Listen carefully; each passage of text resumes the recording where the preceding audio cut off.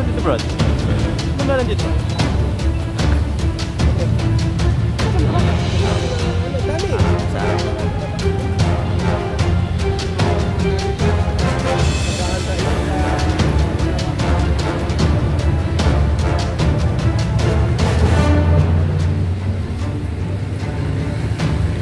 Yan guys, andito na yung isang truck na pulis. Yan, bata-batal yung pulis ang dumating ngayon dito sa may liwasan.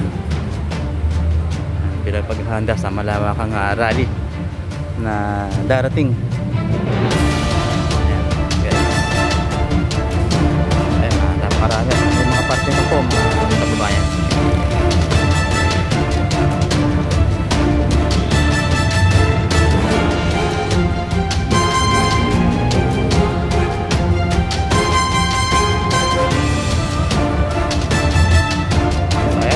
Kaya na po sila mga kababayan.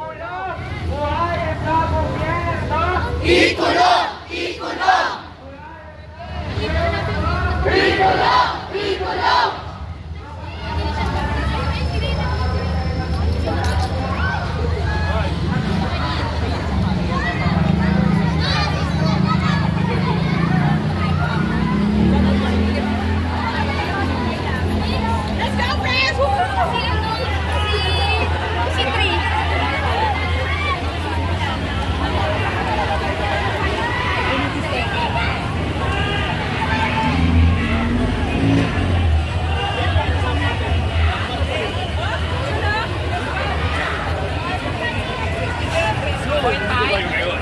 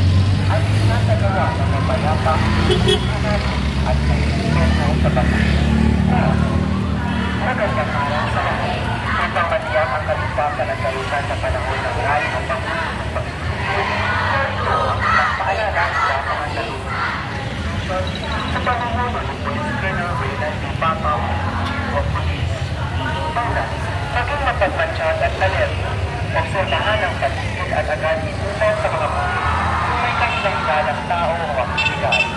Iwasang maglakad ng isa sa masikip o maliit na lugar pagkatapos ng pagkakas. Ay susunod ng personal na gamit.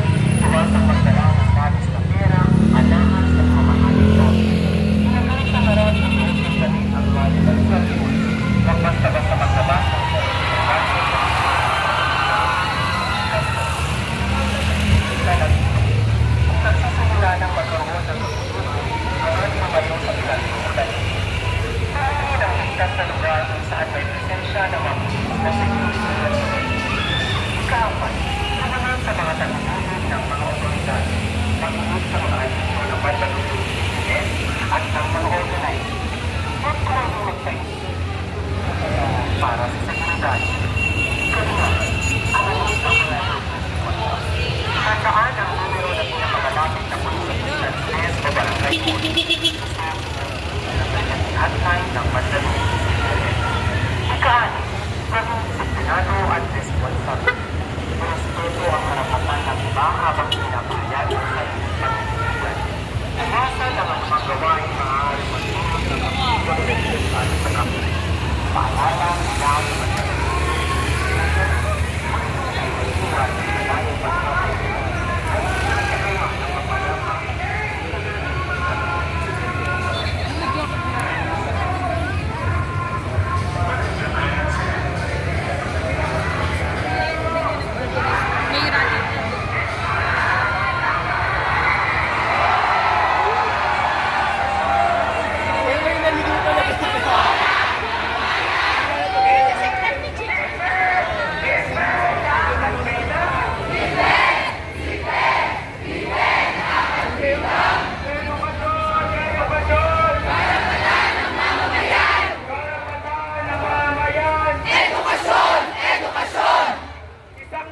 pagbati ho sa lahat ng Marisaliano na handang lumabas at lumibay sa kanilang klase upang manindigan at para isigaw ang kanilang mga galit sa ating mga kurang na mga opisyalis.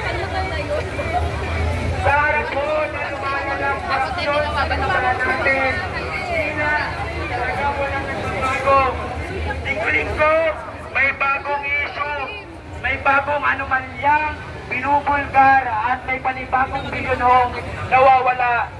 At sa kabila ko ng pag-i-expose sa investigation at palabasyon sa kamera, walang napapanagot, walang tunay na kinakatuan at walang nauwi na hustisya.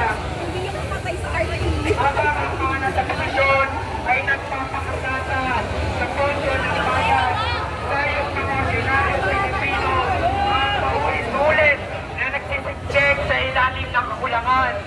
Kakulangan sa edukasyon, kakulangan sa pagkalusugan, at kakulangan sa bawat araw-araw na pamumuhay.